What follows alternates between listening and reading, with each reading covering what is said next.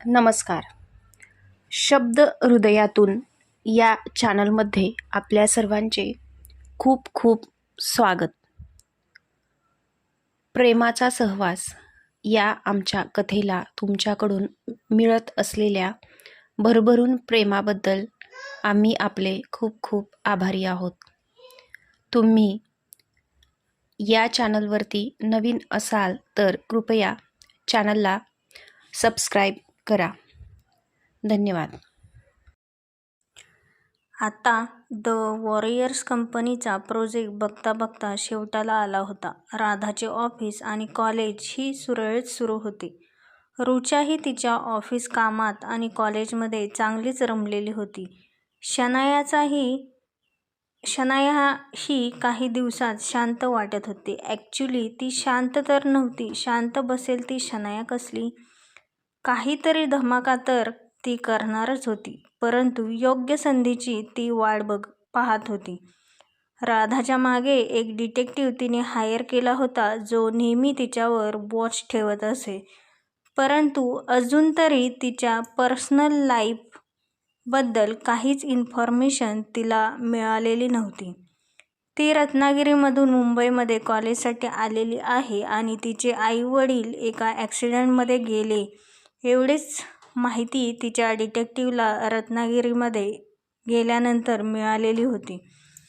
मुंबईमध्ये तर तिच्याबद्दल कोणतीच माहिती कितीही प्रयत्न केला तरी समोर येत नव्हती आणि येईल तरी कशी. इंद्राने तिची ओळख पूर्णपणे गुप्त राहावी याची योग्य ती काळजी घेतलेली होती. राधाची सिक्युरिटी शनायाच्या डिटेक्टिव्हलाही नेहमी मिसगाईड करत असल्यामुळे ती सध्या तिच्या नवऱ्याबरोबर एका सोसायटीमध्ये राहते अशीच माहिती त्यांच्यासमोर पोहोचेल या पद्धतीने फ्रेम केली होती. त्यामुळे मुंबईमधील तिच्याबद्दलची हीच माहिती डिटेक्टिव्हपर्यंत पोहोचलेली होती. मायरा, कुठपर्यंत पोहोचली आहेस? सकाळी 7 वाजता घरातून निघालेली आहेस आणि आता दुपारचे 3 वाजत आले तरी अजून तू पुण्यावरून कशी पोहोचली नाहीस? वैशालीताई त्यांच्याकडे निघालेली त्यांची भाची मायरा हिला फोनवरून काळजीने विचारत होत्या. आत्तू आलेच आहे. माझी एक फ्रेंड मुंबईला राहते, तिला भेटायला गेले होते. त्यामुळे थोडा उशीर झाला.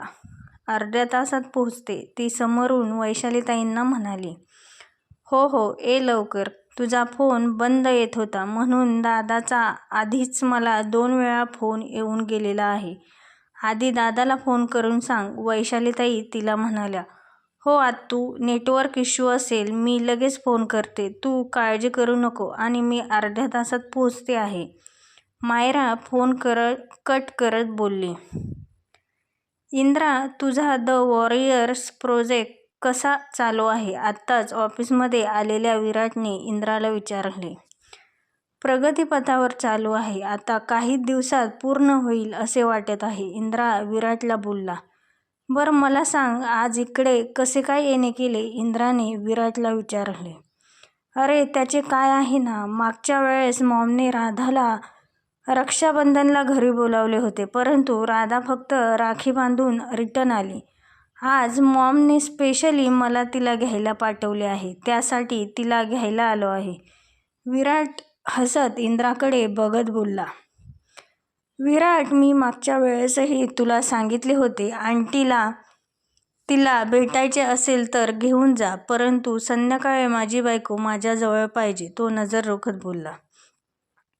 अरे इंद्रा, हे तू बोलत आहेस का? एवढा बिनधास्त बिझनेसमन ऑफ द वर्ल्ड आणि एवढ्या छोट्याशा गोष्टीसाठी पजेसिव्ह होत आहे. माझ्या बहिणीने खूपच बदल केलेला दिसतोय. विराट इंद्राच्या बिहेवियरवरती हसत बोलला.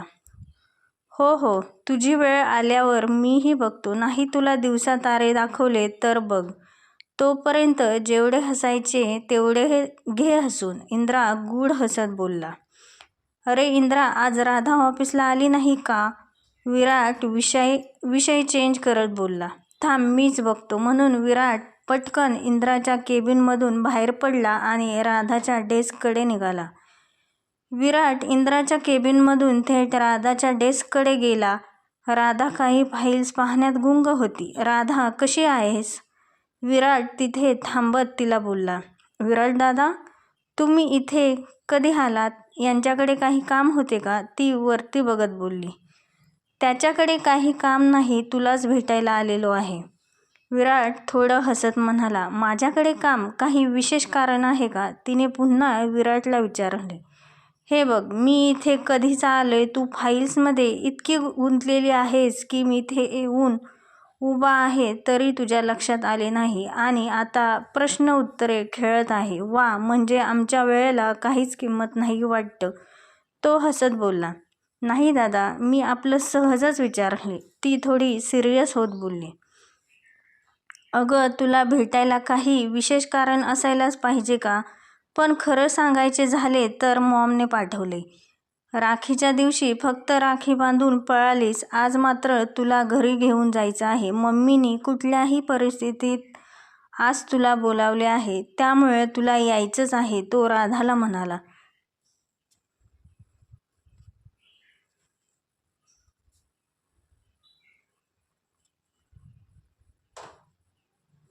हो दादा, मी येत आहे, पण आत्ता नाही, संध्याकाळी येईल. संध्याकाळी कशी येणार? मी तुला आत्ताच घ्यायला आलेलो आहे आणि पुन्हा संध्याकाळी यायला मला वेळ नाही. अगं, मी पण काम करतो, माझा पण बिझनेस आहे, जरा विचार कर. ते काही नाही, तू आत्ताच चल. आणि इतकी कामं कशाला करत असते? तुझी तब्येत खराब होईल. कॉलेज, ऑफिस एवढे सगळं करण्याची काय गरज आहे? एवढा अब्जाधीश नवरा आहे, त्याच्या पैशावर ऐश करायची तर अशी कामे करत बसली आहे. तो तिची मस्करी करत बोलला. दादा, तुम्ही पण ना माझी उगीच काळजी करता. पण बघा, माझ्या हातात खरंच खूप काम आहे आणि माझ्या बॉसला सर्व कामे अगदी वेळेत झालेली लागतात, नाहीतर धारेवर धरतील. राधा थोडं मिश्किल हसत बोलली. हो हो, मला त्याच्याबद्दल सर्व माहीत आहे. त्याचे कौतुक नको सांगू. मी त्याला अगदी लंगोटी घालून फिरत होता तेव्हापासून ओळखतो. चल आता निघू. तो पर्समध्ये तिचे टेबलवरील सामान भरत बोलला. हो दादा, थोडा वेळ थांबा, मग निघू. आणि माझ्याकडे काही कपडे वगैरे पण नाहीत. अशीच कशी येणार? राधा विराटला म्हणाली. तू त्याची काळजी करू नको. मी कोणाला तरी तुझे सामान घेऊन यायला सांगतो. तू फक्त आताच चल. तो तिची पर्स तिच्या खांद्यावर अडकवत बोलला. तो तिला घेऊन चालला होता की समोरून शनाया येताना त्याला दिसली. त्याने बाजूने तिला टाळून जाण्याचा प्रयत्न केला. तोपर्यंत शनाया त्यांच्यापर्यंत पोहोचलेली होती. वा राधा, छान, इथे पण जादू केली वाटतं. ती विराटचा तिच्या खांद्यावरील हात बघत बोलली. अशी काय जादू येते ग तुला की सर्व श्रीमंत मुले तुझ्या मागे मागे फिरतात, अगदी तुझी पर्स कॅरी करायलाही तयार होतात. विराटचा तिच्या खांद्यावरील पर्स धरलेला हात बघत ती उपहासाने म्हणाली. आधी इंद्रा आणि आता विराट. वा, तुझी ही सवय कधी जाईल असे तर वाटत नाही. मला ना तुझ्या नवऱ्याचे नवल वाटते. तुझा नवरा पण ना कमाल आहे. त्याला हे तुझे चाळे कसे काही समजत नाहीत, हेच मला कळत नाही. शनाया तिरस्काराने भरलेल्या नजरेने राधाकडे बघत बोलली. Shanaya, mind your words. तू काय बोलत आहेस? तुला तरी समजत आहे का? आणि कोणाबद्दल बोलत आहेस? तो तिच्यावर हात उगारत बोलला. परंतु राधाने त्याचा हात पकडल्यामुळे तो हवेतच राहिला होता. दादा, जाऊ द्या. तिला बोलून काहीच फायदा नाही. चला निघूया. राधा विराटला चालायला इशारा करत बोलली. विराट राधाचा हात पकडून तिला तिथून घेऊन जाऊ लागला, पण शनायाचे तोंड चालूच होते. वा, अरे वा, इतकंच प्रेम आहे तर हे असे सार्वजनिक ठिकाणी का दाखवत आहात? हा शो ऑफ करण्याची काय गरज आहे? कधी नवऱ्यासोबत, कधी दुसऱ्या कोणासोबत, कधी स्वतःच्या ऑफिसमध्ये बॉससोबत. हे सगळं पाहून तर मला वाटते या ऑफिसमधून तुला धक्के मारून बाहेर काढावे. पण माझी मजबुरी आहे. पण एक दिवस मी नक्की तुला इथून बाहेर काढणार. माझे शब्द लक्षात ठेव. शनाया कडवट हसत राधाला म्हणाली. शनाया, तुला वाटते तू खूप शहाणी आहेस, पण सत्य तुला माहीत नाही. राधा कोण आहे, तिची किंमत काय आहे, हे तुझ्यासारख्या लोकांना कधीच कळणार नाही. तो दुसऱ्यांना कमी लेखून स्वतःचीच किंमत कमी करत आहेस. विराटने चिडून तिच्याकडे बघत म्हणाला. शनाया, जेव्हा तुमचा साखरपुडा मोडला होता ना आणि इंद्राने दुसऱ्या मुलीशी लग्न केले तेव्हा मला तुझ्याबद्दल खूप वाईट वाटले होते. परंतु आत्ता वाटत आहे जे झाले ते योग्यच झाले. तू त्याच्या लायकीचीच नव्हतीस. त्याच्याच काय कोणाच्याच लायकीची नाहीस. स्त्रियांबद्दल बोलताना कसे बोलावे हेही तुला कळत नसेल तर तू हेच आयुष्य डिझर्व करतेस. विराटचे शब्द ऐकून शनायाचा चेहरा पांढरा फटक झाला.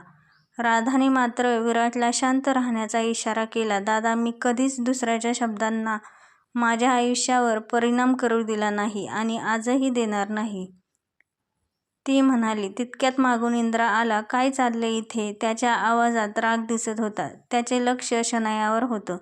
शनाया, तू पुन्हा राधाबद्दल वाईट बोलत होतीस का? तुला किती वेळा सांगितलं आहे की दुसऱ्यांच्या आयुष्यात हस्तक्षेप करू नकोस. राधापासून लांब राहा, नाहीतर तुझ्यासाठी खूप वाईट असेल. इंद्रा, मी काहीही चुकीचं बोलले नाही. सगळं जग बघतंय हे. बघ, अजूनही त्याचा हात तिच्या खांद्यावरच आहे. शनाया स्वतःला सावरत बोलली.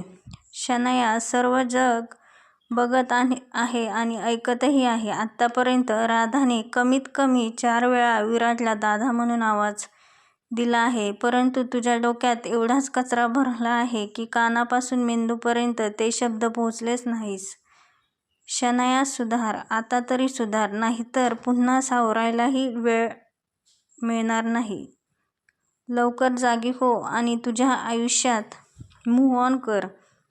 इंद्रा शनायाला समजावत बोलला. शनाया मात्र चिडून निघून गेली. पण तिच्या डोळ्यात पुन्हा सुडाचा अग्नी पेटू लागला आणि तिचा निर्धार अजून पक्का झाला.